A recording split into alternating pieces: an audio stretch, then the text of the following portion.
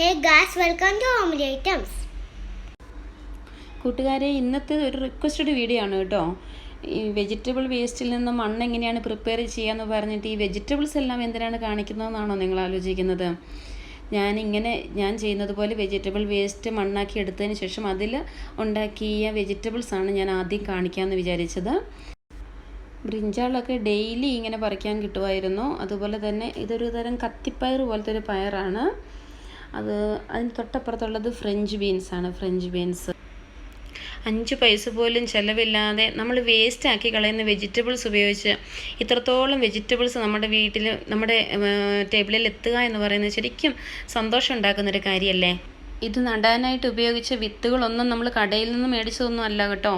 എല്ലാം നമ്മളുടെ വീട്ടിൽ തന്നെ വെജിറ്റബിൾസ് മേടിച്ചപ്പം കിട്ടിയ വിത്തുകളെടുത്ത് കളക്ട് ചെയ്ത് വെച്ചിരുന്നിട്ട് നല്ല മൂത്ത വെജിറ്റബിൾസൊക്കെയാണ് സെലക്ട് ചെയ്യുക. അപ്പോൾ അതെല്ലാം കൊണ്ടുവന്ന് ഉണക്കി അതിനകത്ത് നിന്ന് എടുത്ത വിത്തുകളാണ് നമ്മളിവിടെ ഉപയോഗിച്ചിരിക്കുന്നത്. കുമ്പളങ്ങയും പടവലങ്ങയും ഒക്കെ തനിയത് കിളുത്ത് വന്നായിരുന്നു കേട്ടോ. അപ്പം കുമ്പളങ്ങയാണെങ്കിൽ 3-4 എണ്ണം കിട്ടി. ഇനിയുള്ളത് മത്തങ്ങ. ഇത് ബട്ടർ പംകിനാണ് കേട്ടോ. യൂഷ്വലി ഇത് ചെറുതാണ്. നമ്മുടെയൊക്കെ വീട്ടുമുറ്റത്തും ടെറസിൻ്റെ മുകളിലും ഒക്കെ ഇതുപോലെ വെജിറ്റബിൾസ് നിൽക്കുന്നത് കാണാൻ നല്ല അടിപൊളിയല്ലേ. ഇനി കാണുന്നത് സ്പ്രിംഗ് ഒനിയനാണ് കേട്ടോ. ഇത് വീട്ടിൽ കിട്ടിയ ചെറിയുള്ളിയും സവാളയും ഒക്കെ ഒന്ന് വെറുതെ നട്ടു വെച്ച് നോക്കിയതാണ്. ഇനി ഞാൻ എങ്ങനെയാണ് വെജിറ്റബിൾ വേസ്റ്റ് മണ്ണാക്കി മാറ്റിയതെന്ന് പറയാം കേട്ടോ. ഇത് കണ്ടോ, ഈ ഒരു പാത്രത്തിലാണ് ഞാനിവിടെ വെജിറ്റബിൾ വേസ്റ്റ് കളക്ട് ചെയ്ത് വെക്കുക. ഇതാണെങ്കിൽ ശരിക്കും നല്ല ടൈറ്റായിട്ട് അടയ്ക്കാൻ പറ്റുന്ന ഒരു പാത്രമാണ്. ഇതുപോലെ നല്ലപോലെ അടച്ചു വെക്കാൻ പറ്റുന്ന ഒരു പാത്രം എടുക്കണം കേട്ടോ. കാരണം ഒരു കൂവീച്ച പോലും അതിനകത്ത് കയറാൻ പാടില്ല. പിന്നെ ഇത് ചെറിയ പാത്രമാണ്, കാരണം 2 ലിറ്ററിൻ്റെ ഒരു യോഗട്ടിൻ്റെ പാത്രമാണ്. അപ്പോൾ ഇതിനകത്ത് ഒരുപാട് ഇതിങ്ങനെ ഇരിക്കത്തില്ല. 2-3 ദിവസം അത്രയാകുമ്പോഴത്തേന് ഇത് നിറയും. അപ്പോൾ നമ്മൾ അതിനെ എടുത്ത് വേറൊരു ബക്കറ്റ് ഞാൻ എടുത്ത് വെച്ചിരിക്കുന്നു. ഈ ബക്കറ്റിനകത്തോട്ട് അതിൻ്റെ അകത്തും പൊട്ടിയതാണ്, കഴിഞ്ഞ പ്രാവശ്യം ഉപയോഗിച്ചൊരു ബക്കറ്റാണ്.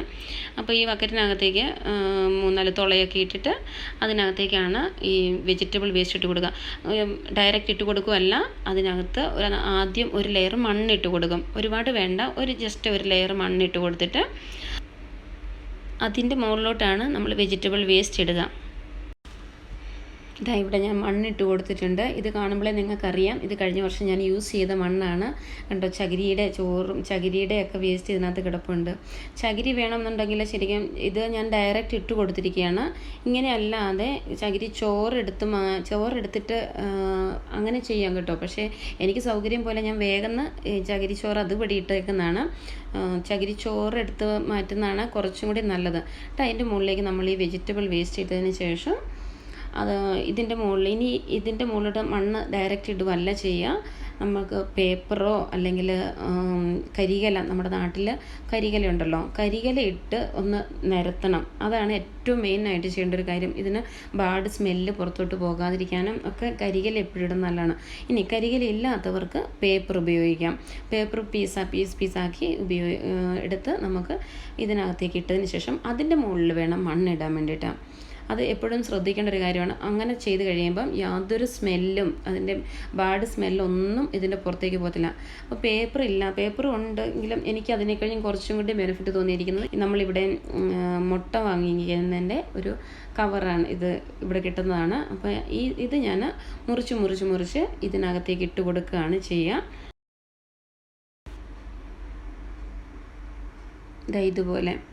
ഇതുപോലെ ചെറുതായി മുറിച്ച് അതിനകത്തേക്ക് ഞാൻ ചേർത്ത് കൊടുക്കുകയാണ്. ഇനി വെജിറ്റബിൾ വേസ്റ്റ് എന്ന് പറയുമ്പോൾ ഇതിനകത്ത് ഇറച്ചിയുടെയും മീനിൻ്റെയും ഒന്നും വേസ്റ്റ് ഇടരുത് കേട്ടോ. അത് പ്രത്യേകം ശ്രദ്ധിക്കണം. മീനിൻ്റെയൊക്കെ തലയൊക്കെ ഒരുപാട് നല്ലതാണ് എന്നും വെച്ച് അതൊന്നും ഇതിനകത്ത് ചേർത്തേക്കരുത്. ബാഡ് സ്മെല്ലുണ്ടാകും.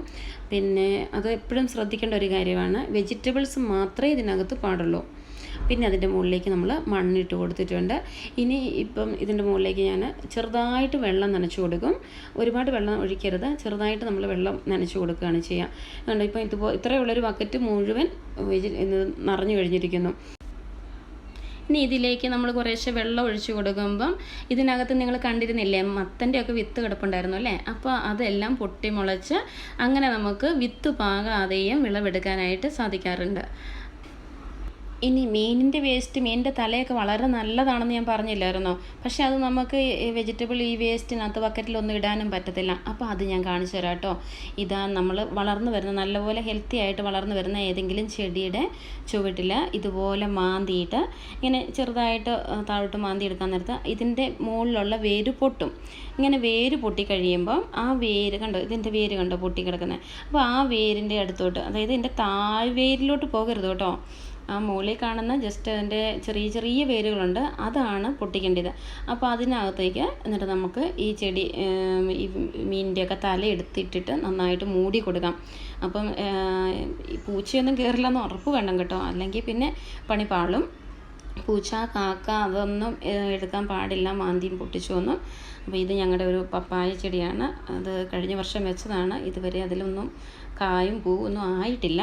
അപ്പോൾ ഇപ്പോൾ ആണെങ്കിൽ ഭയങ്കര ചൂടാണ്. അപ്പോൾ ഈ ഒരു ചൂടുകാലം കഴിയുമ്പോൾ ഞങ്ങൾ അതിനകത്തുനിന്ന് കായൊക്കെ പ്രതീക്ഷിക്കുന്നുണ്ട്. അപ്പം അങ്ങനെയാണ് മീനിൻ്റെയൊക്കെ വേസ്റ്റ്, മീനിൻ്റെയൊക്കെ തല ഞങ്ങൾ ചെടികളുടെ ചുവട്ടിലിടുന്നത്.